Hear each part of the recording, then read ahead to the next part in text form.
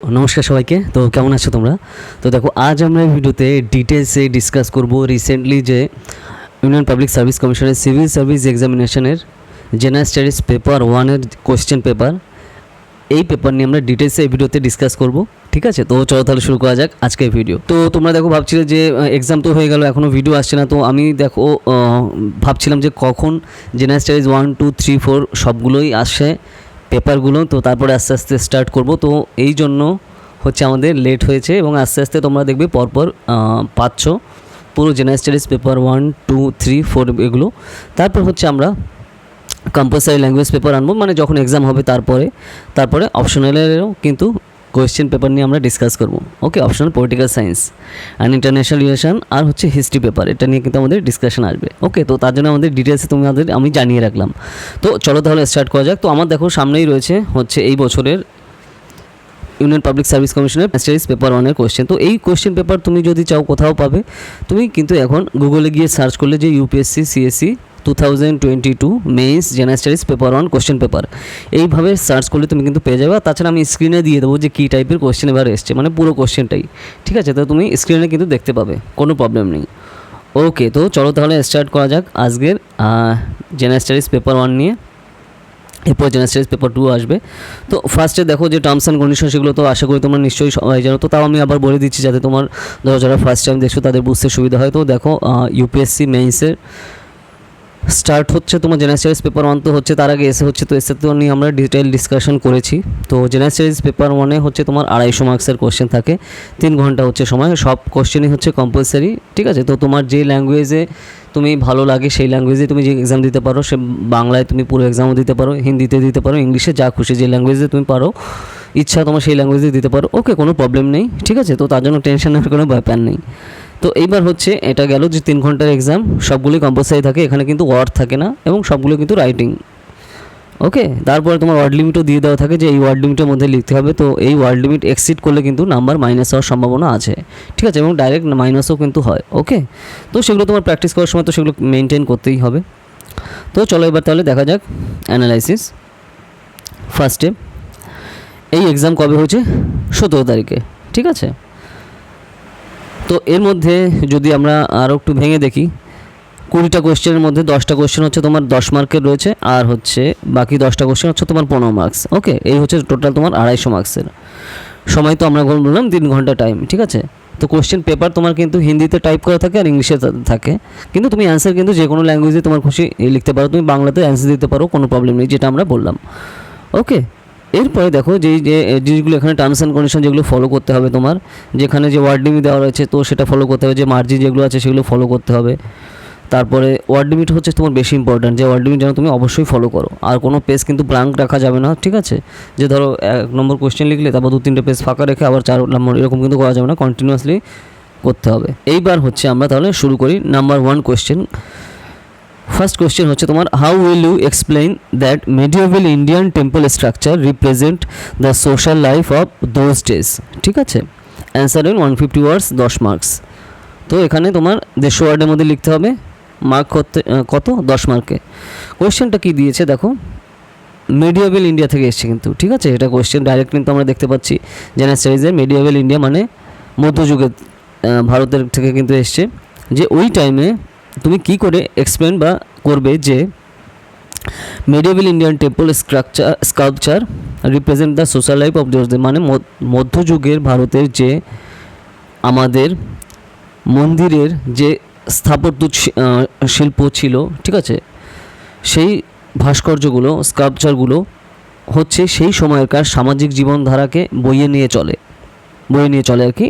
তো এটা তুমি কীভাবে ডিসকাস করবে, তো এই সম্পর্কে তুমি লেখো। এটা কিন্তু তুমি বুঝতে পারছো 10 মার্কের 150 ওয়ার্ডের মধ্যে লিখতে হবে, তার মানে টু দ্য পয়েন্টে কিন্তু এক্স্যাক্টলি লিখতে হবে। আর শুধু কিন্তু প্রাচীন যুগের কিন্তু না, মধ্যযুগের কিন্তু তোমার রিপ্রেজেন্ট করতে হবে। ঠিক আছে, তো মধ্যযুগের টেম্পল স্ট্রাকচার আমরা যেগুলো দেখতে পাই তার উপর বেস করে কিন্তু তোমার এখানে করতে হবে, টু দ্য পয়েন্টে। ওকে, ঠিক আছে, তো এই জিনিসটা কিন্তু খেয়াল রাখা দরকার।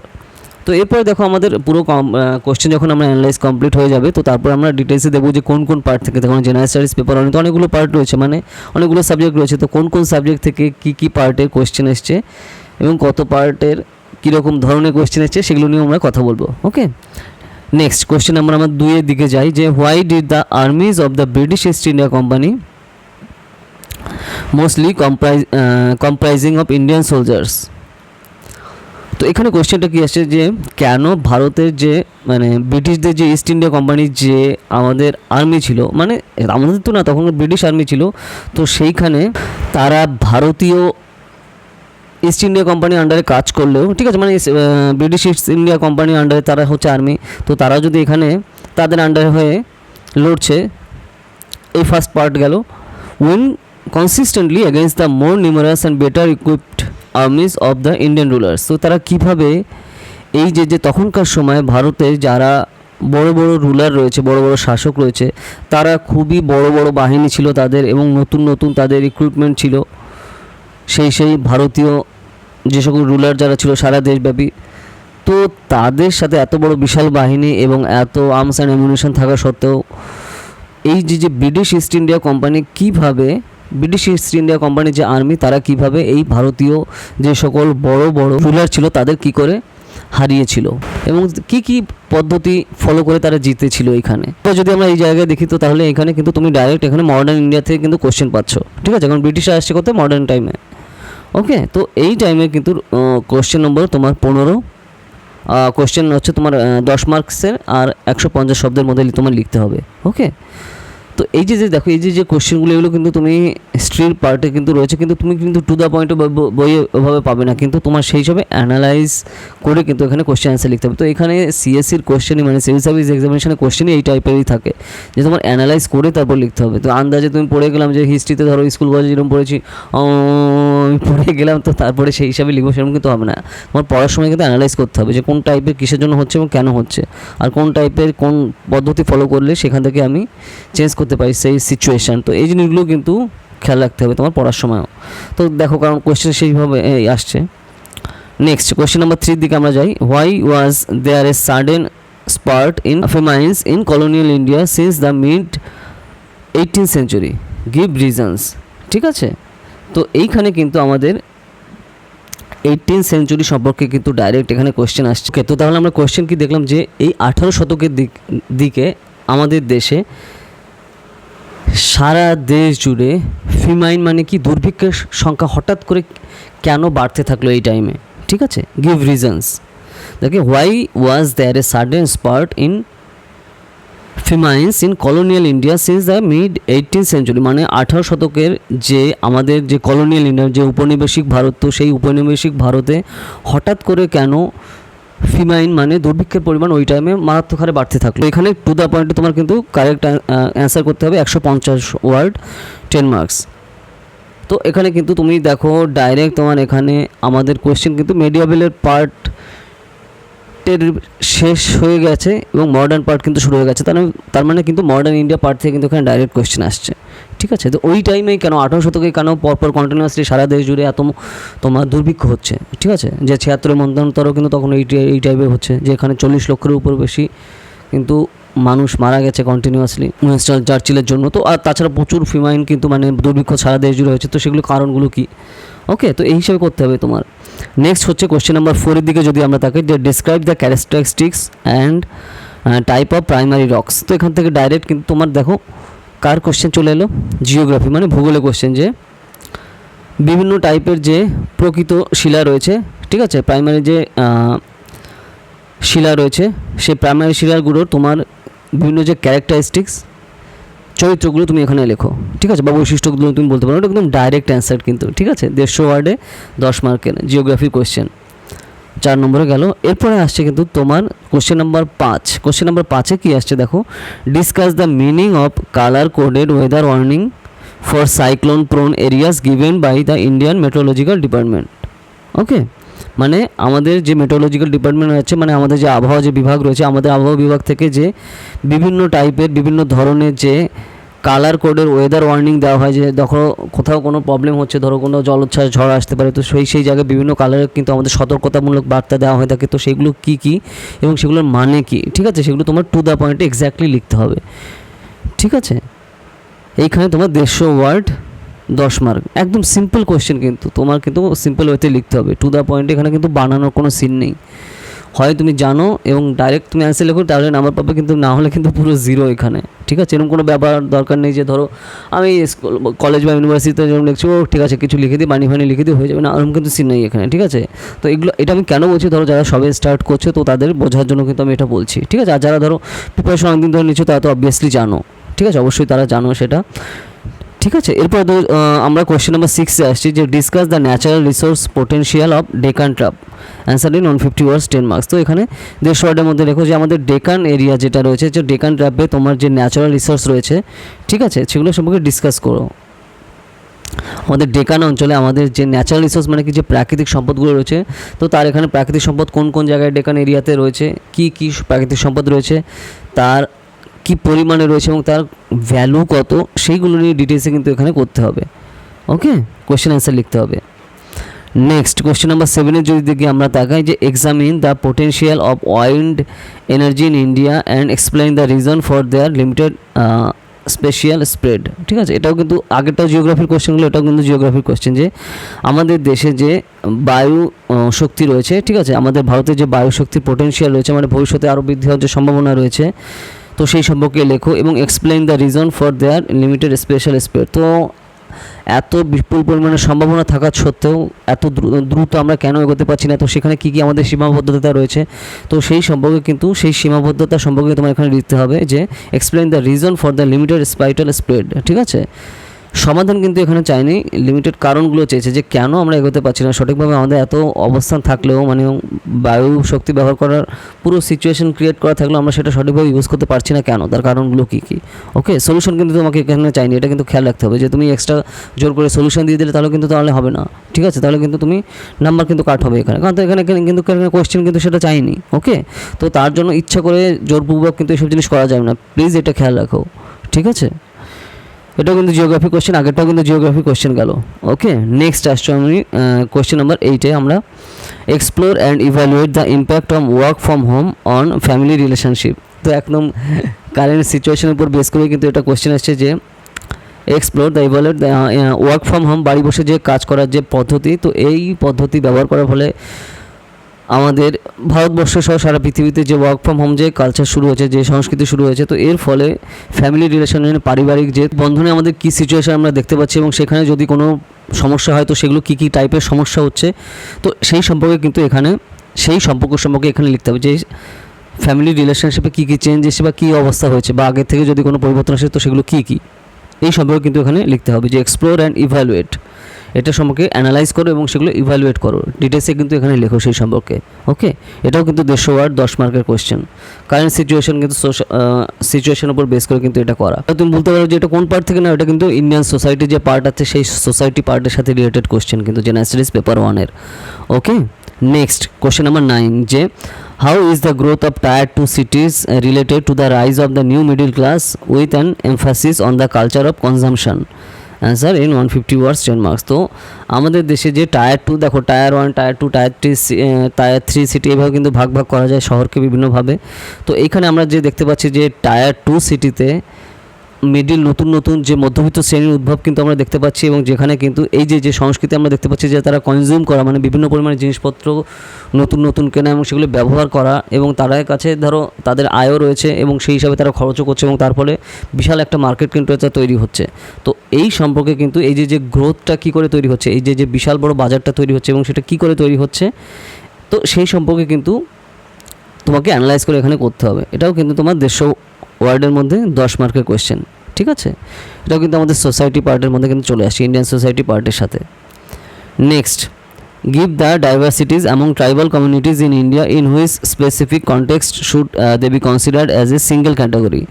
ওকে, তো এখানে তোমার যে ডাইভার্সিটি করতে হবে, যে আমাদের দেশে যে ট্রাইবাল কমিউনিটি মানে উপজাতি সম্প্রদায় রয়েছে, তো তাদের যে বৈচিত্র্যতা আমরা সেখানে লক্ষ্য করতে পারি, তো সেই সম্পর্কে এখানে করতে হবে, মানে উপজাতি সম্প্রদায়কে একটা নির্দিষ্ট করে ধরে নিয়ে, হ্যাঁ এই হচ্ছে তোমার উপজাতি সম্প্রদায়, তো সেইখানে উপজাতি সম্প্রদায়দের মধ্যে যে বৈচিত্র্যতা আছে সেগুলো তোমার ডিসকাস করতে হবে, এবং তাদের যতই বৈচিত্র্য থাকুক তো তার ফলে তারা যে উপজাতি সম্প্রদায় রয়েছে এবং সেইখানে একটা সিঙ্গেল ক্যাটাগরির মধ্যে আনতে, তো তাদের যে ডাইভার্সিটি কী করে আমরা ইউনিটি হিসাবে ইউজ করে সেটা আমাদের দেশের উন্নতির জন্য ব্যবহার করতে পারি, ঠিক আছে, যাতে তারা স্বাভাবিকভাবে থাকে। তো ঠিক আছে, তো সেইভাবে কিন্তু তার উপর বেস করে কোশ্চেন অ্যান্সারটা এখানে লিখতে হবে, ঠিক আছে। যে অ্যান্সার ইন 150 ওয়ার্ডস 10 মার্কস, তো মানে 150 ওয়ার্ডের মধ্যে তোমার এখানে লিখতে হবে তোমাকে 10 মার্কসের মধ্যে। ওকে, তো এখানে কী কী ডাইভার্সিটি এখানে রয়েছে, তো সেই ডাইভার্সিটি বা বৈচিত্র্যতা সম্পর্কে তুমি এখানে লেখো, ঠিক আছে। এটাও কিন্তু ইন্ডিয়ান সোসাইটি পার্টির সাথে আসছে। Question number 11, the political and administrative reorganization of states and territories has been a continuous ongoing process since the mid 19th century. Discuss with example. এইবার কিন্তু এখান থেকে হচ্ছে তোমার বড় কোশ্চেন শুরু হচ্ছে, মানে বড় কোশ্চেন বলতে আমি 15 মার্কের কোশ্চেন যেখানে তোমার 250 শব্দের মধ্যে লিখতে হবে, সেটা কিন্তু এখানে শুরু হতে চলেছে। Okay, the political and administrative reorganisation of state, মানে যে সকল তোমার রাজনৈতিক এবং যে প্রশাসনিক সাংগঠনিক যে স্টেটগুলো আমরা তৈরি হচ্ছে, ঠিক আছে, এবং যে সকল টেরিটরি বলতে মানে কেন্দ্রশাসিত অঞ্চল, সেইখানে কিন্তু আমরা দেখতে পাচ্ছি যে মিড 19th সেঞ্চুরি থেকে, মানে 19 শতকের মধ্যবর্তী শতক থেকে কিন্তু এগুলো আস্তে আস্তে বেশি হচ্ছে এবং আস্তে আস্তে রিঅর্গানাইজেশন তৈরি হচ্ছে, ঠিক আছে। মানে ধরো সিম্পল হতে যেটা আমরা বুঝাই যে ধরো আমাদের যখন আমাদের পার্টিশন হচ্ছে, ঠিক আছে, ভারতের স্বাধীনতার পর আমাদের কতটা রাজ্য ছিল আর এখন রাজ্য কতগুলো আছে বা কেন্দ্রশাসিত অঞ্চল কতগুলো আছে, তো কিসের জন্য সেই কারণগুলো হচ্ছে, তো সেইখানে কিন্তু দেখানো হচ্ছে যে পলিটিক্যাল অ্যান্ড অ্যাডমিনিস্ট্রেটিভ রিঅর্গানাইজেশন কিন্তু আমরা সেই হিসাবে দেখতে পাচ্ছি, এর পেছনে কিন্তু অনেক কারণগুলো রয়েছে। তো এইখানে যে জিনিসগুলো করতে হবে, কেন এগুলো হচ্ছে, কারণ এবং এক্সাম্পল সহ, মানে উদাহরণ সহ কিন্তু এখানে ডিসকাস করো, ঠিক আছে। এইটা হচ্ছে তোমার 250 ওয়ার্ডস 15 মার্কসে, মানে এখান থেকে কিন্তু যে বড় বড় কোশ্চেনগুলো কিন্তু এখান থেকে ডাইরেক্ট স্টার্ট হচ্ছে কোশ্চেন নাম্বার 11 থেকে। ওকে, তো সেই ব্যাপারটা কিন্তু এখানে রয়েছে। তো এই পার্টটা কিন্তু গেল এখানে political and administrative reorganisation of states. Okay, তো তুমি এখানে কিন্তু এটা যেই জিনিসটা তুমি জিওগ্রাফি পার্টের সাথেও কিন্তু এখানে রিলেট করতে পারো ডাইরেক্ট। ওকে, বা সোসাইটির সাথেও সেই সবই রিলেট করা যায়, তো সোসাইটি না হলে তুমি জিওগ্রাফি পার্টের সাথে ডাইরেক্ট এখানে আমরা কানেক্ট করতে পারি। Okay, question number 12, discuss the main contributions of Gupta period and Chola period to Indian heritage and culture. তো আমাদের ভারতে যে গুপ্ত সাম্রাজ্য এবং চোল সাম্রাজ্যে কি কি মেইন কন্ট্রিবিউশন রয়েছে আমাদের দেশের ভারতের সংস্কৃতি এবং ঐতিহ্যে, ঠিক আছে। কি কি মেইন কন্ট্রিবিউশন রয়েছে চোলা সাম্রাজ্য এবং হচ্ছে চোল সাম্রাজ্য আর হচ্ছে গুপ্ত সাম্রাজ্য, তো সেই সম্পর্কে ডিটেলসে ডিসকাস করো। খুবই ইম্পর্টেন্ট কোয়েশ্চেন এবং খুবই বেসিক কোয়েশ্চেন, ঠিক আছে। এটা কিন্তু আমাদের অবশ্যই জানা দরকার, এবং কিন্তু এটা কিন্তু ডাইরেক্ট কোথা থেকে এসছে, আমাদের ডাইরেক্ট এসছে কিন্তু তুমি বলো মিডিয়েভেল পার্ট থেকে কিন্তু ডাইরেক্ট চলে আসছে এখানে, ঠিক আছে। মানে মধ্যবর্তী যুগের ভারতের সম্পর্কে এখান থেকে ডাইরেক্ট কোয়েশ্চেন আসছে। ওকে, 15 মার্কসের কোয়েশ্চেন। নেক্সট কোয়েশ্চেন নাম্বার 13, যে discuss the significance of the lion and bull figures in Indian mythology art and architecture, ঠিক আছে। তো এখানে ভারতে চিত্রকলা এবং স্থাপত্য শিল্পে লায়ন মানে হচ্ছে সিংহ এবং বুল মানে কি ষাঁড়, তার এই যে ফিগার তাদের কী কী ইম্পর্ট্যান্স এবং সিগনিফিকেন্স রয়েছে, মানে কী কী গুরুত্বপূর্ণতা রয়েছে এবং কীভাবে সেগুলো ব্যবহৃত হয়েছে এবং তারা কীভাবে আমাদের সংস্কৃতির সাথে রিলেটেড, ঠিক আছে, কন্টিনিউয়াসলি হাজার হাজার বছর জুড়ে, তো সেই সম্পর্কে ডিটেলস এখানে ডিসকাস করতে হবে। এটা কিন্তু তোমার ডেপথের কোয়েশ্চেন, টু দ্য পয়েন্টে অ্যানশিয়েন্ট যে পার্ট, ঠিক আছে, অ্যানশিয়েন্ট হিস্ট্রির কোয়েশ্চেন তুমি যদি না পড়ো, মানে অ্যানশিয়েন্ট ইন্ডিয়া তোমার যদি কোয়েশ্চেন না পড়া থাকে বা অ্যানশিয়েন্ট ইন্ডিয়া তুমি যদি ভালো করে প্রিপারেশন না থাকে তাহলে কিন্তু তুমি পারবে না, কিন্তু খুবই সলিড কোয়েশ্চেন এটা, ঠিক আছে। 250 শব্দের মধ্যে এখানে লিখতে হবে 15 নম্বর মার্কসের মধ্যে। ওকে, তুমি কিন্তু ডাইরেক্ট পেয়ে যাবে বইয়ে, তো এইগুলো কিন্তু সম্পর্কে অলরেডি রয়েছে, তো সেগুলো কিন্তু ফলো করলে তুমি পেয়ে যাবে। আর তোমার যদি খুব ভালো করে পড়া থাকে তাহলে এগুলো অ্যাটেন্ড করতে পারবে, কারণ এগুলো কিন্তু তোমার বানানোর কোনো সিন নেই, এখানে টু দ্য পয়েন্টে লিখতে হবে। আর কোনো বড় কোশ্চেন বুঝতে পারছো 15 মার্কসের আর 250 ওয়ার্ডের মধ্যে তোমার লিখতে হবে, হিউজ। কোশ্চেন নাম্বার 14তে এবার তাহলে আমরা চলে যাই। What are the forces that influence ocean current, ঠিক আছে। যে সমুদ্র স্রোতে ইনফ্লুয়েন্স করার জন্য, প্রভাবিত করার জন্য কী কী ফোর্স ব্যবহৃত হয়, ঠিক আছে। এখানে তোমার এখানে করতে হবে ডাইরেক্ট জিওগ্রাফির question. Describe their role in the fishing industry in the world, তো তাদের রোল কী আছে, যে আমাদের সারা পৃথিবী জুড়ে যে ফিশিং ইন্ডাস্ট্রি চলে, যে মৎস্য যে শিল্প চলে, তো মৎস্য শিল্পে তাদের কী কী রোল রয়েছে বা তাদের কী কী প্রভাব রয়েছে, তো সেই সম্পর্কে এখানে ডিটেলসে ডিসকাস করো। ডাইরেক্ট জিওগ্রাফির কোয়েশ্চেন, তো এখানে 250 ওয়ার্ডের মধ্যে তোমার লিখতে হবে 15 মার্কস, 15 মার্কসের মধ্যে। ওকে, টু দ্য পয়েন্টে একদম। তো এখানে তোমার কিন্তু ক্রিটিক্যালি কেন তোমার অ্যানালাইজ করা দরকার। নেক্সট কোয়েশ্চেন নাম্বার 15 তোমার আসছে, যে describing the distribution of rubber producing countries indicate the major environmental issue faced by them. তো এখানে কিন্তু ডাইরেক্ট তোমার কোয়েশ্চেন আসছে যে রাবার প্রডিউসিং মানে যে সকল দেশে তোমার রাবার তৈরি হয়, তো সেইখানে এনভায়রনমেন্টাল যে সকল ইস্যু মানে এনভায়রনমেন্ট মানে পরিবেশ বিষয় যে সকল আমরা দূষণ যেগুলো আমরা দেখতে পাচ্ছি, তো সেগুলো কি কি রয়েছে, ঠিক আছে, এবং সেগুলো কি কি প্রবলেম হচ্ছে বা কী কী দূষণ হচ্ছে, তো তার ফলে তার এফেক্ট বা প্রভাব কী কী হতে পারে, তো সেগুলো সম্পর্কে ডিটেলসে তোমার এখানে লিখতে হবে। কোশ্চেন তোমার 250 ওয়ার্ডের মধ্যে তোমার লিখতে হবে 15 মার্কসের। ওকে, মানে ব্রড কোশ্চেন তো বোঝাই যাচ্ছে না। নেক্সট হচ্ছে তোমার কোশ্চেন নাম্বার 16, যে mention the significance of straits and smooth in Indian trade. ঠিক আছে, তো এইখানে হচ্ছে আমাদের ভারতের যে ট্রেড আছে, তো সেই সম্পর্কে তোমার একটু ইম্পর্ট্যান্ট না দিলেও বেশি দিতে হবে হচ্ছে তোমার ইন্টারন্যাশনাল ট্রেড, মানে আন্তর্জাতিক যে সকল বাণিজ্য রয়েছে, তো আন্তর্জাতিক বাণিজ্যের যে সকল স্ট্রেটগুলো রয়েছে এবং তার যে স্মার্টস রয়েছে, তো সেই সম্পর্কে কিন্তু ডিটেলস এখানে ডিসকাস করতে হবে টু দ্য পয়েন্টে ধরে ধরে। যেরকম ধরো মালাক্কা স্ট্রেট, ঠিক আছে, মানে স্ট্রেট মানে কি প্রণালী, ঠিক আছে, যে যে স্ট্রেটগুলো রয়েছে সেই প্রণালী। আর ইসমাস মানে হচ্ছে ISHMUS, চোক পয়েন্ট হিসাবে কাজ করে এখানে। তো এটা কিন্তু একটা ল্যাটিন শব্দ। তো এইগুলোর কাজ কী এবং গুরুত্বপূর্ণতা কী, এই যে বিভিন্ন সময় যে যে চোক পয়েন্টগুলো দেখবে চায়না সারা পৃথিবী জুড়ে বা আমাদের ইন্ডিয়ান ওশনের চোক পয়েন্টগুলো নিজেদের আন্ডারে রাখার জন্য বা যে সকল ছোটো ছোটো দেশ আছে তাদের জন্য ইনফ্লুয়েন্স করছে যাতে সেগুলো চায়নার আন্ডারে চলে আসে বা সেখানে সামরিক ঘাঁটি তৈরি করতে পারে। তো এগুলো যে সিগনিফিকেন্স, তো গুরুত্বপূর্ণতা কী এবং যারা এই জিনিসগুলো যারা কন্ট্রোল করবে, তো ওয়ার্ল্ড ট্রেড তাদের হাতে কিন্তু থাকবে। তো এই সম্পর্কে কিন্তু তোমার ডিটেলস এখানে ডিসকাস করতে হবে, ঠিক আছে। ডাইরেক্ট তোমার ইন্টারন্যাশনাল ট্রেডের উপর বেস করে কিন্তু এখানে আসছে। তো এই কোশ্চেনটা কিন্তু ডাইরেক্ট ওয়ার্ল্ড জিওগ্রাফি পার্টির সাথে ডাইরেক্ট রিলেটেড, ঠিক আছে। তো এবং কারেন্ট সিনারি যেগুলো আমরা দেখতে পাচ্ছি সারা পৃথিবী জুড়ে, তার উপর বেস করে কিন্তু লিখতে হবে তোমার ডাইরেক্ট কোশ্চেন আছে। এবং সেগুলোতে ইন্ডিয়া কী কী স্টেপ নিচ্ছে এবং ওয়ার্ল্ডের ট্রেড যে সিস্টেম রয়েছে, তো সেখানে চায়নার ইনফ্লুয়েন্সও তুমি কিন্তু একটু হিন্টস দিতে পারো এখানে। ওকে, অবশ্যই, ঠিক আছে। তো সেই ব্যাপারগুলো কিন্তু এখানে খেয়াল রাখা দরকার। নেক্সট কোশ্চেন নাম্বার 17, যে troposphere is a very significant atmosphere layer that determines weather process. ঠিক আছে, যে দেখো বিভিন্ন কিন্তু ভাগ রয়েছে, বিভিন্ন বলয় রয়েছে, তো তার মধ্যে ট্রোপোস্ফিয়ার কিন্তু খুবই ইম্পর্ট্যান্ট। তো এইখানে ট্রোপোস্ফিয়ার হচ্ছে আমাদের যে অ্যাটমসফিয়ার রয়েছে, তো সেইখানে খুবই ইম্পর্ট্যান্ট এবং সিগনিফিক্যান্ট মানে খুবই গুরুত্বপূর্ণ একটা লেয়ার এটা ট্রোপোস্ফিয়ার।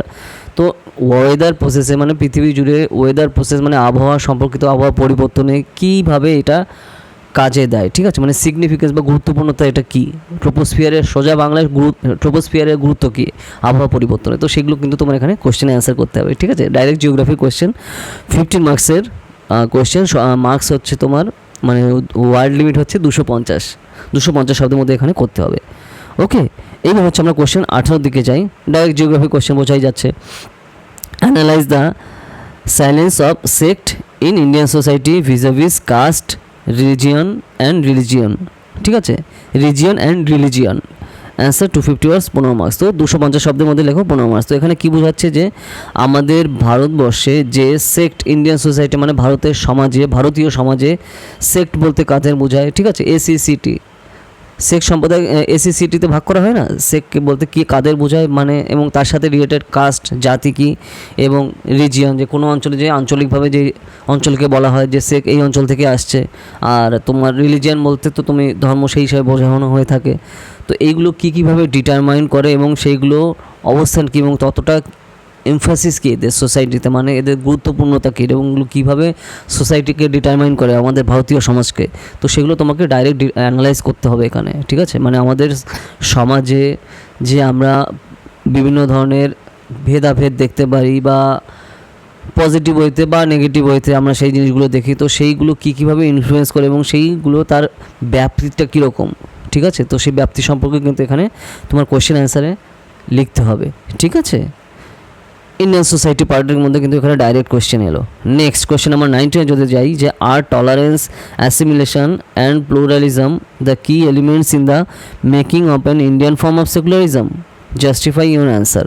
তো এখানে সেকুলারিজমের উপর বেস করে কিন্তু ডাইরেক্ট কোয়েশ্চেন আসে। আবার কিন্তু এখানে সোসাইটি ওরিয়েন্টেড তোমার এখানে করতে হবে।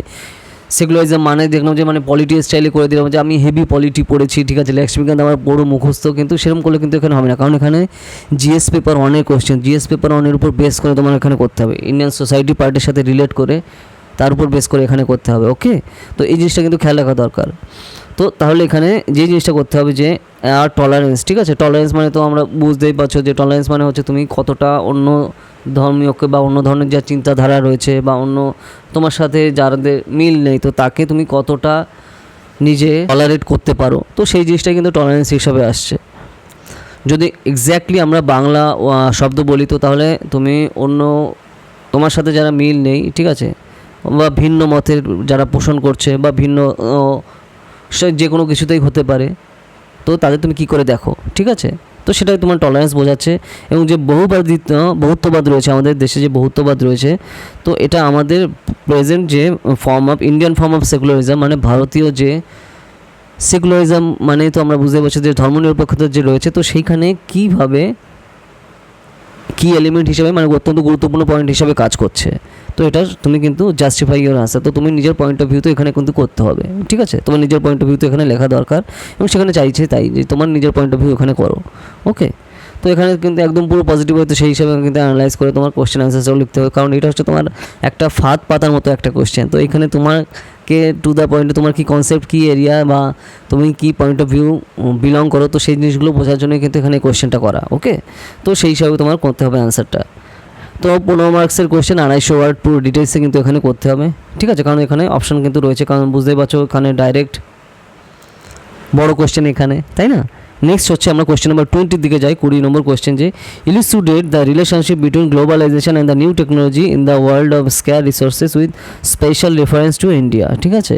তো এইখানে গ্লোবালাইজেশন মানে বিশ্বায়নের সাথে তোমার কানেক্ট করতে হবে নতুন ভারতে আমরা যে বিভিন্ন ধরনের টেকনোলজি বা তথ্য প্রযুক্তি বা প্রযুক্তি, তো টেকনোলজি বলতে তোমার তথ্য প্রযুক্তি বোঝানো হচ্ছে। তো এইখানে the world of scarce resources, যেমন দেখতে পাচ্ছি আমরা তথ্য প্রযুক্তিতে বিশাল পরিমাণে হিউজ চেঞ্জ আসছে, প্রচুর পরিমাণে চেঞ্জ আসছে বা পরিবর্তন আসছে, তো সেগুলো কিন্তু আমরা দেখতে পাচ্ছি। এবং তার উপর বেস করে ভারতের উপর নির্ভর করে এইখানে তোমার এইখানে ডিটেলসে ডিসকাস করতে হবে যে আমাদের দেশে এই যে গ্লোবালাইজেশনের সাথে সাথে আমরা কিন্তু এগিয়ে চলেছি, এবং দ্রুত তথ্য প্রযুক্তি কিন্তু আমরা হিউজ চেঞ্জ হচ্ছে আমাদের দেশে। জাস্ট ভাবো 10 বছর আগে কী অবস্থা ছিল, এখন কী অবস্থা, তথ্য প্রযুক্তি কী পরিমাণে আমরা প্রযুক্তি ব্যবহার করছি এখন, ঠিক আছে। তো তার উপর বেস করে কিন্তু কী চেঞ্জ আমরা দেখতে পাচ্ছি, এবং এই টাইমের সাথে প্রযুক্তিকে কী করে আমরা পজিটিভলি ইউজ করে, যেটা আমাদের একটা পাওয়ার হিসাবে এটা ইউজ করে কন্টিনিউয়াসলি আমাদের ইকোনমিক্যালি আমরা সোশ্যালি সব দিক থেকে আরও উপরের দিকে উঠতে পারি, তার উপর বেস করে কিন্তু এখানে তোমার কোশ্চেন অ্যান্সারটা করতে হবে। এবং সেখানে কী কী মেজারমেন্ট আমাদের নেওয়া দরকার, সেগুলো কিন্তু তোমার এখানে টু দ্য পয়েন্টে অ্যান্সারে অবশ্যই ইনক্লুড করা দরকার, ঠিক আছে। তো এখানে কিন্তু সেইটাই চাইছে। কোশ্চেন নম্বর এখানে 15 মার্কসের কোশ্চেন, 250 ওয়ার্ড, তার মানে খুব বড় কোশ্চেন, তো বোঝাই যাচ্ছে, ঠিক আছে। কিন্তু এইভাবে অ্যানালাইজ তোমার করতে হবে। তো তার মানে আমরা এবার তো এইভাবে হচ্ছে তোমার 20টা কোশ্চেন শেষ হচ্ছে, কারণ আমরা জানি যে জেনারেল স্টাডিজে তোমার এখানে কিন্তু 20খানা কোশ্চেন থাকে, এবং সবগুলো কিন্তু কম্পালসারি করছে, কিন্তু কিছু কিন্তু ছাড়া যাবে না, পুরোটাই সবগুলোই কিন্তু করতে হবে, এবং ব্রড কোশ্চেনে। ওকে, তো তারপর দেখো আমরা প্রত্যেক কোশ্চেন দেখার সাথে সাথে কিন্তু দেখলাম যে কোন কোন পার্ট থেকে কী টাইপের কোশ্চেন এসছে, মানে কোন কোন অংশ থেকে জেনারেল স্টাডিজ পেপার অনুযায়ী যেরকম কিন্তু আমরা প্রচুর এই জিনিসগুলো কিন্তু দেখতে পেয়েছি, সেগুলো নিয়ে কিন্তু আমরা ডিটেলসে ডিসকাস করলাম যে কোন কোন পার্ট থেকে কী টাইপের কোশ্চেন এরকম এসছে, ঠিক আছে, যেরকম অ্যানশিয়ান পার্ট, তারপরে মিডিয়েভেল পার্ট থেকে কী কী টাইপের কোশ্চেন এসছে, সেগুলো কিন্তু আমরা ডিটেলসে এখানে ডিসকাস করলাম যে কোন কোন পার্ট থেকে কী কী টাইপের কোশ্চেন কিন্তু এবার এসছে, ঠিক আছে। ওয়ার্ল্ড হিস্ট্রি পার্ট, তারপরে এনশিয়ান পার্ট, মিডিয়েভেল পার্ট থেকে কী কী কোশ্চেন, তারপরে জিওগ্রাফির পার্ট থেকে কী কোশ্চেন আসছে, জিওগ্রাফির ওখানে ইন্ডিয়ান সোসাইটি পার্টের সাথে কিন্তু ডাইরেক্ট কোশ্চেন এখানে আসছে, ঠিক আছে, যেগুলো কিন্তু আমরা টু দ্য পয়েন্টে দেখছি। তাছাড়া জেনারেল স্টাডিজে তোমার পেপার 1-এ কিন্তু কারেন্ট অ্যাফেয়ার্সের উপর বেস করে কিন্তু তারপরে কোশ্চেন এসেছে, যেরকম দেখো ওয়ার্ক ফ্রম হোমের যে কোশ্চেনটা ছিল একদম পুরো কারেন্ট সিচুয়েশনের উপর বেস করে কিন্তু ডাইরেক্ট কোশ্চেন, ঠিক আছে। আর তারপর অন্যান্য পার্ট যেটা রয়েছে জিওগ্রাফি বলো, ওয়ার্ল্ড জিওগ্রাফি বলো, ঠিক আছে, সবই কিন্তু তোমার ডিটেলসে ধরে ধরে এসছে, সব পার্ট কভার করেছে। তারপর হিস্ট্রিও কিন্তু পুরোটাই কভার করেছে, সোসাইটি থেকে তো প্রচুর কোশ্চেন এসছে, আর কারেন্ট অ্যাফেয়ার্সের উপর থেকেও বেস করে কিন্তু কোশ্চেন এসছে, যেটা কিন্তু আমরা দেখলাম টু দ্য পয়েন্টে। তোমার যদি খুব ভালো অ্যানালিটিক্যাল স্কিল না থাকে, তাহলে কিন্তু তুমি এখানে কোশ্চেন অ্যান্সার করতে পারবে না, কারণ দেখো এখানে কিন্তু বানানোর কোনো সিন নেই, এবং টু দ্য পয়েন্টে কারেন্ট ইস্যুর উপর কোশ্চেন আসছে, এবং তার সাথে তোমার কিন্তু অ্যানালাইজ করে কনসেপ্ট তোমার যদি ক্লিয়ার না থাকে, তাহলে কিন্তু তুমি অ্যান্সার এখানে করতে পারবে না। তো এই জিনিসগুলো কিন্তু তুমি নিশ্চয়ই বুঝতে পেরেছো কোশ্চেন দেখে, তো সেইভাবে কিন্তু তোমার প্রিপারেশন নিতে হবে, এবং রেগুলার কোশ্চেন অ্যান্সার লেখা প্র্যাকটিস করলেই তাহলে কিন্তু তুমি এগুলো অ্যাটেম্প করতে পারবে না, হলে কিন্তু অ্যাটেম্পটই করতে পারবে না, তাই না। তুমি কোশ্চেনের কোয়ালিটি এবং ডেপথ দেখে কিন্তু নিশ্চয়ই বুঝতে পেরেছো। আর ইন্ডিয়ান সোসাইটি পার্টের থেকেও কিন্তু প্রচুর কোশ্চেন আসছে এবার, তাই না। তুমি দেখো সেকুলারিজম সহ বিভিন্ন পার্টে কিন্তু এখান থেকে কোশ্চেন আসছে, টলারেন্স থেকে যে কোশ্চেন, তারপর তোমার অ্যাসিমিলেশন ওখান থেকে আসছে, তারপর প্লুরালিজম, এই পার্টগুলো কিন্তু সবই কভার করছে এখানে। সোসাইটি পার্ট থেকে কিন্তু প্রচুর কোশ্চেন আসছে এখানে। তো এবার যদি আমরা এক্স্যাক্টলি টু দ্য পয়েন্টে দেখি যে কোন কোন পার্ট থেকে টোটাল কীরকম পার্টে মানে কত নাম্বার এসছে, তাহলে দেখো তুমি মডার্ন হিস্ট্রি থেকে তোমার মোটামুটি 35 মার্কের মতো কোশ্চেন এসছে, তারপরে তোমার জিওগ্রাফি পার্ট থেকে মোটামুটি আমরা যদি কোশ্চেনগুলো দেখি পরপর তাহলে তুমি বুঝতে পারবে যে জিওগ্রাফি পার্ট থেকে প্রায় 100 মার্কসের কোশ্চেন আসছে, সোসাইটি পার্ট থেকে 75 মার্কসের কোশ্চেন আসছে, আর তারপর আর্ট অ্যান্ড কালচার থেকে 40 মার্কসের কোশ্চেন আসছে। তো তার মানে মোটাই তো এইভাবে গেল কিন্তু তোমার 250 মার্কসের কোশ্চেন। ওকে, তো এই হচ্ছে 2022-এর UPSC CSC general studies paper 1-এর কোশ্চেন। ঠিক আছে, তুমি নিশ্চয়ই বুঝতে পেরেছো যে কী টাইপের কোশ্চেন এসছে এবং সেগুলো কী করে তোমার কিন্তু অ্যান্সারগুলো করতে হবে। ওকে, তো এই হচ্ছে টু দ্য পয়েন্টে তোমার কিন্তু কোশ্চেনের ডিটেল অ্যানালাইসিস। ঠিক আছে, তো নিশ্চয়ই আশা করি তোমরা দেখে বুঝতে পেরেছো যে কী কী টাইপের এবার কোশ্চেন এসছে এবং সেগুলো কী করে তোমার কিন্তু অ্যান্সার করা দরকার। ওকে, তো দেখো তোমাদের যদি কিছু জানানোর থাকে বা তোমরা চাও যে এই টপিক নিয়ে ভিডিও করা হোক তাহলে আমাকে কমেন্ট সেকশানে জানাও। যদি সেই টপিকে ভিডিও না থাকে তাহলে তার উপর ভিডিও আসবে। এরপর আস্তে আস্তে ইউপিএসসি জেনারেল স্টাডিজ পেপার 2, 3, 4 তারও কিন্তু কোশ্চেন অ্যানালাইসিস আসবে। ঠিক আছে, আর যদি তোমরা আমাদের ইউপিএসসি সিএসসি মানে ইউনিয়ন পাবলিক সার্ভিস কমিশনের সিভিল সার্ভিস এক্সামিনেশনের কোর্স স্টার্ট করতে চাও, আমাদের যদি ব্যাচে যদি পড়তে চাও, ঠিক আছে, আমাদের যে কোর্স চলছে অলরেডি জেনারেল স্টাডিজ এবং অপশনাল সহ তুমি কিন্তু পড়তে পারো, পলিটিক্যাল সায়েন্স, ইন্টারন্যাশনাল রিলেশন এবং হিস্ট্রি। আর তাছাড়া কিন্তু আমাদের এনসিইআরটির বাংলাতে ডিটেলসে কিন্তু আমাদের এনসিইআরটি কমপ্লিট করা কিন্তু সিএসসি প্রিপারেশনের ব্যাচ স্টার্ট হচ্ছে, তাছাড়া মেইনসের অ্যান্সার রাইটিংয়ের জন্য। ওকে, আর তাছাড়া কম্পালসারি ল্যাঙ্গুয়েজ বাংলা এবং ইংলিশের জন্য কিন্তু আমরা ব্যাচ কিন্তু স্টার্ট হচ্ছে, কোর্স কিন্তু স্টার্ট হচ্ছে আমাদের অক্টোবর থেকে। তো যা যা তোমরা পড়তে চাও তাড়াতাড়ি জানো এবং সেটা খুবই অ্যাফোর্ডেবল প্রাইসে। ওকে, তুমি বাড়িতে বসে প্রিপারেশন নিতে পারো, পুরোটাই কিন্তু অনলাইন ক্লাস। ওকে, তো 8945931766 এই নাম্বারে যোগাযোগ করো, ডিটেলসে সব জানানো হবে। আর তাছাড়া সিইউইটি মানে common university entrance test under graduate এবং পোস্ট গ্র্যাজুয়েট প্রেসিডেন্সি যাদবপুর এন্ট্রান্সের জন্য তুমি যদি পড়তে চাও Bengali, English, history, geography, political science, sociology, geography এই সাবজেক্টগুলো কিন্তু আমাদের কোর্স অলরেডি চলছে এন্ট্রান্সের জন্য। তো যা যা পড়তে চাও এই নম্বরে যোগাযোগ করো, ডিটেলসে সব জানানো হবে। ঠিক আছে, আর যা যা তোমরা পড়তে চাও তাড়াতাড়ি জানাও। ওকে, আর যদি ভিডিওটা ভালো লাগে লাইক করো আর শেয়ার করো। ঠিক আছে, তো চলো তাহলে আবার দেখা হবে নেক্সট ভিডিওতে নতুন টপিক নিয়ে। তো টাটা।